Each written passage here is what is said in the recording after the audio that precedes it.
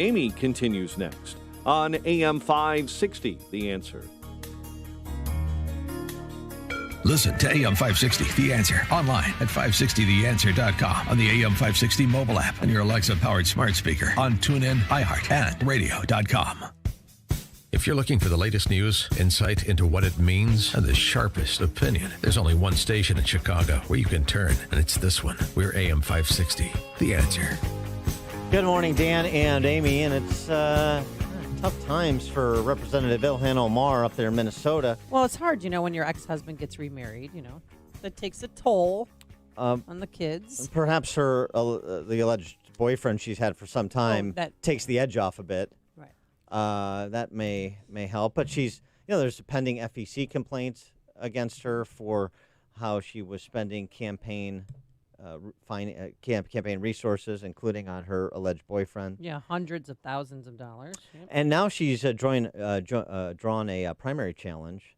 Leila Shukri Adan is a candidate for the 5th District DFL congressional nomination, the Democrat Farmer Labor Party in Minnesota. It's basically Democrats. So think of if it was Illinois or some other state, it would basically be your Democrat primary. She also, Omar, has a Republican opponent named Danielle Stella, but that's a Dem district, so perhaps all the action is in the primary, and she's got one. And Miss Adan had this piece I saw over at powerlineblog.com last week. Very interesting. She writes, "It is with dismay that I read the article describing our congressional representative as the anti-Semite of the year," referring to her being Omar being named that by the Washington Free Beacon. "She brings unwanted attention and shame to the 5th District by her views. Those of us in the Somali community see her words and deeds as a disgrace. She has put us on the map in all the wrong ways." And we're pleased to be joined by the aforesaid Leila Adan. Ms. Adan, thanks so much for joining us. Appreciate it.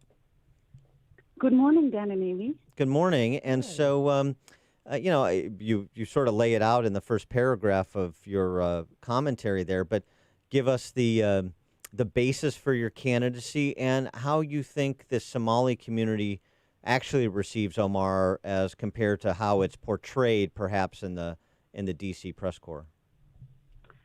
Thank you for the opportunity to talk to you and your listeners out there. I'm running because, first of all, I'm a patriot of the United States, and when I took my oath of citizenship, I took it literally, like many other immigrants and refugees who come to this country. When we elected Illhan Omar, we had expectations of a unity candidate. This is a very diverse district, and we came together to elect someone who we thought represented all parts of the community in the 5th District. As things have gone along, we have seen that that's not what has happened.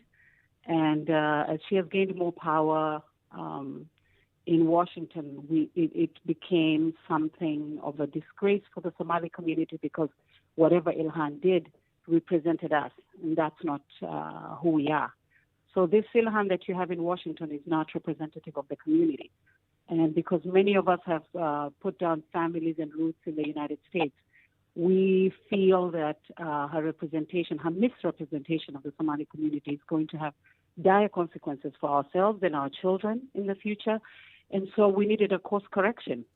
A lot of people thought, she's too powerful to be taken on, but I've decided to see something, say something, and do something. Have you ever met Illhan Omar, the congresswoman? Yes, I know her. We live in the same community. I was very good friends with her ex-husband, Ahmed, who's quite popular and was integral in having her elected. And so a lot of loyalty was to Ahmed and the campaign that he was running.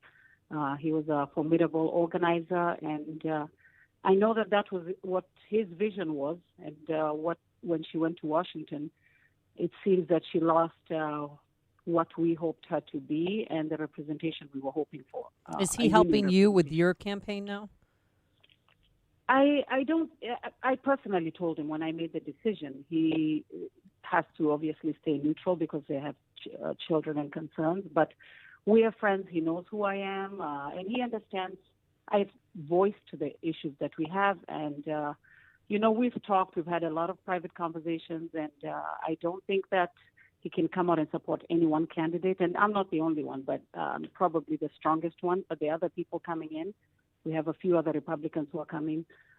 Even though the district is mostly Democrat, there are people who are very upset about what's going on. And so, I feel that I represent the course correction. It seems like from the commentary I was referencing that what really prompted you to run is this is Illhan Omar's, what I'll say is Illhan Omar's anti-Semitism, the ridiculous and intemperate things she has said about Jewish people, and frankly the statements like some people did some things on 9/11, and that you want to make sure people understand that is not reflective of the larger views of the Somali community, which is quite substantial in Minneapolis. It is absolutely not our views, and some people did not do something. We were attacked by terrorists, and the fact that she can't, even with a correction, say that out clearly is horrific and reflects badly on the community. Second of all, the 5th District has about a 30% population of Jewish Americans who, when she went to ask for their vote at the very last primary debate, it was hosted at Bethel Synagogue. And she clearly, when she was asked very clearly what her support for Jewish causes or the Jewish state of Israel was, she affirmed her support for Israel's right to exist, as well as not supporting the boycott, divest, and sanction movement, which means she clearly did a bait and switch, because 10 days after she was sworn in, Illhan went to have an interview and said that she had now changed her mind. That's exactly 10 days. And so she clearly lied, and that's why I'm running, because I want to be able to debate her on that exact fact. What happened in the 5th District was horrific. She embarrassed us, she humiliated us, and has sown discord amongst us and the Jewish community, who have really held us and taking care of the Somali community when people first arrived here as refugees. The Jewish community, family services supported Muslims and Somalis in the 5th District to resettle here. And whenever there was any anti-Muslim situation, the Jewish community came to support it. And so now she has not just embarrassed us, she's made everyone think that we actually think that way. It's just that it's come out now. She's nothing like any members of the Somali community. Is the Jewish community there in Minneapolis, St. Paul, as up in arms about Omar and some of the things she said and the position she's taken as you are? Yes.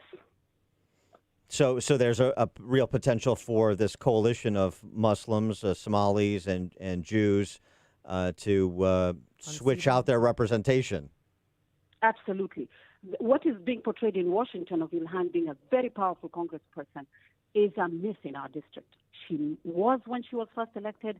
Now she isn't. And there's absolute chance for her to lose this seat. I know she's collected a lot of money, and whoever she's representing in her interests in Washington is not the 5th District. And so she thinks that because she's collected, I believe now, I'm not quite sure what the number is, but I believe it's close to $2 million.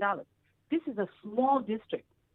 It makes me wonder why that many people would be donating that amount of money to keep Illhan in Congress. Who are those people and what's their agenda? Because it's certainly not what we want in the 5th District. Well, as a Republican, I encourage Republicans to donate to Omar to keep her there, because she doesn't do any help to the Democrat Party, that's for sure. I assume if you're elected, you would not then be a member of the so-called squad, a term that ascribed to them by Nancy Pelosi.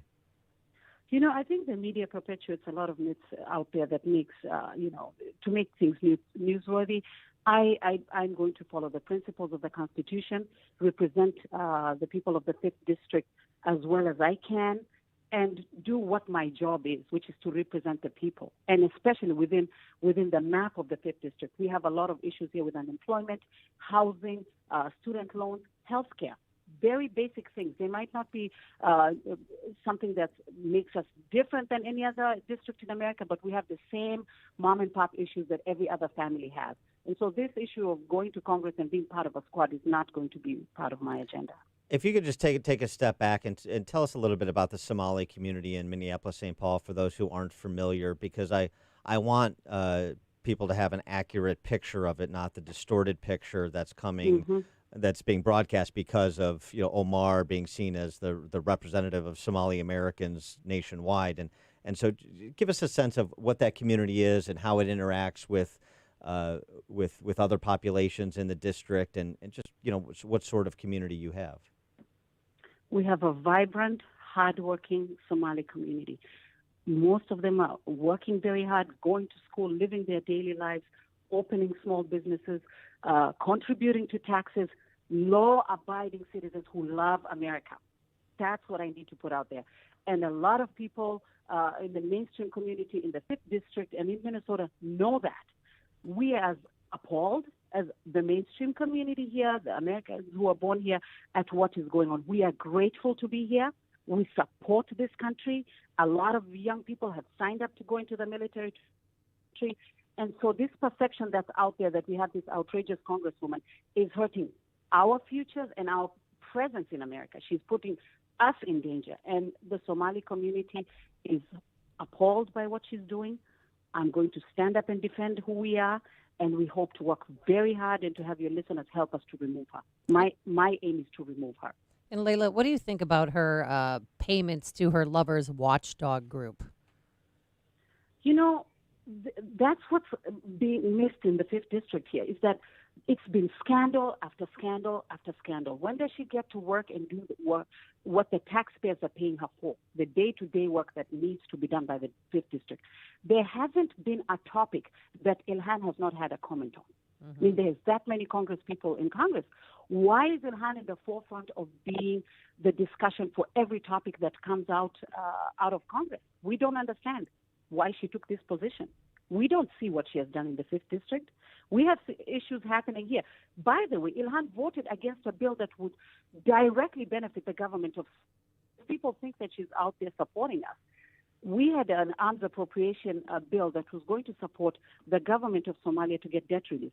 Illhan voted against it and then took credit for it. Really? So we outed her about lying about that situation. We had Republicans who voted for the bill to help Somalia stabilize because we are being terrorized in Somalia. And so if she voted against a bill that would help Somalia, who is she really? That's the core constituency. People want to have a safe Somalia so that their families can be safe. And she voted against that, which is an interest directly bearing on the safety of the United States and Somalia. We have vested interest in that. Well, she voted against it. Well, right. I mean, I would think that as a Somali American, you would want to use the power of America to help your home country and help the country you've adopted, America, and as well as help the country of origin. And you know what way that could help all parties involved is to collaborate to go after al-Shabaab and terrorists in Somalia and elsewhere. Exactly. That is the common interest. Al-Shabaab over there is a problem for both us and the United States. And the United States military base in Somalia is helping protect innocent Somali victims who are bombed almost on a weekly basis. We just had a bombing in Somalia that took out almost 2,000 people. She's very tepid in her response on issues that have to do with terrorism and safety for the United States and for Somalia, but very loud about things that have nothing to do with the district. We sympathize with the issues of Israel and Palestine, but that is not our core issue in the 5th District. And that's the primary focus of who the congressperson is when you're elected. All right. Now, how can we find out more information about your campaign and where to donate and to help you? Thank you very much. I have a P.O. Box now, 26272, and I will be on Act Blue before the end of the day. I know that your listeners can help. This is a digital world. Please like our pages when they come up. Speak to your friends and family. Donate. And help us.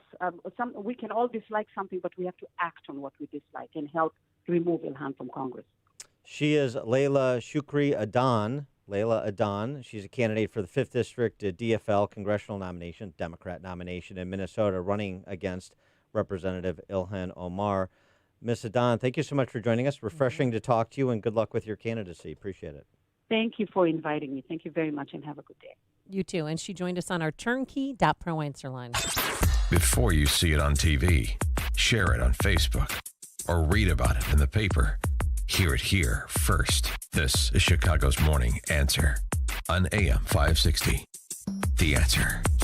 The Lou Dobbs Financial Report is brought to you by Signature Bank. helping local businesses succeed. Visit signaturebank.bank for your commercial banking needs. I'm Lou Dobbs. Pelosi expected to deliver impeachment articles tomorrow. Multiple financial reports ahead this week, and GM reviving the Hummer as an electric car. Those stories next. Albert Einstein once said the only way to predict the future is to look at the past. History proves financial